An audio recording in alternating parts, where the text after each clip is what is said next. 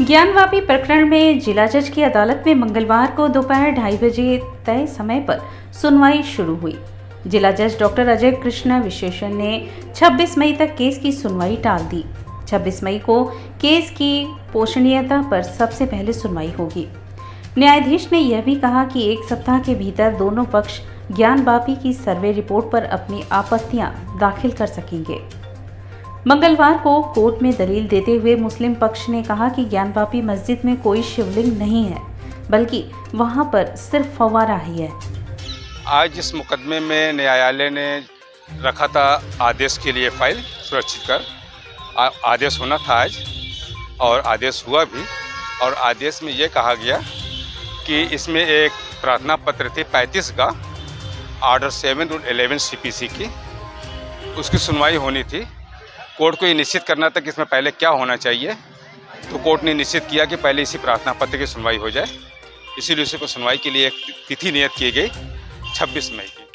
Court ने supreme court के आदेश के मुताबिक ये तय कर दिया है कि 26 तारीख को जो हम लोगों का प्रार्थना पत्र दिया गया है कि यह मुकदमा चलने लायक नहीं है, जिसको कानून की भाषा में 7/11 कहते हैं, ऑर्डर 7/11, उस पर सुनवाई पहले की जाएगी। तो पहले ये कोर्ट ये देखेगी कि जो मुकदमा जिस रूप में भी दाखिल किया गया है वह कानूनन सही है कि नहीं है, इसको सुना जा सकता है कि नहीं सुना जा सकता है। पहले इसको कोर्ट तय करेगी और 26 तारीख को इस पर सुनवाई होगी। सोमवार को हुई सुनवाई में जिला जज की अदालत में वादी पक्ष की ओर से कहा गया था कि पहले एडवोकेट कमिश्नर की रिपोर्ट पर सुनवाई हो। कमीशन की कार्यवाही के समय फोटो लिए गए हैं और वीडियो भी बनाए गए हैं, जो न्यायालय में सील पैक हैं।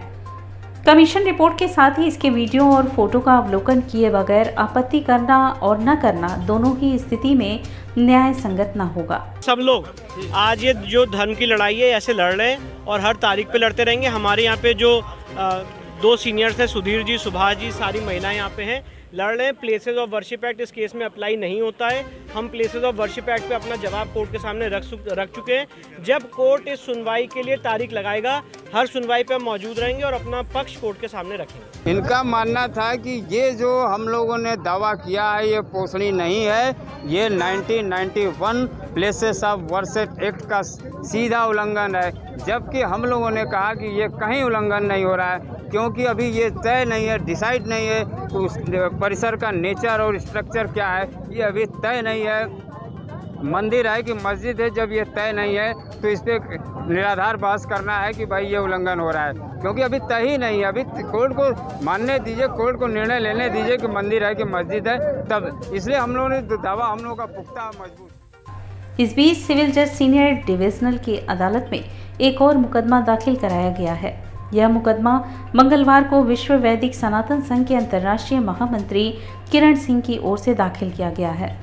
विश्व वैदिक सनातन संघ के अंतर्राष्ट्रीय महामंत्री किरण सिंह की ओर से दाखिल मुकदमे में ज्ञानवापी परिसर में मुस्लिमों का प्रवेश वर्जित करने की मांग की गई है। यह भी मांग की गई है कि यह परिसर हिंदुओं को सौंप दिया जाए।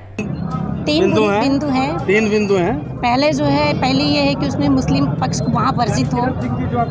दूसरी बात जो है ये है कि हमें जो है पूजा का अधिकार हिंदुओं को दिया जाए।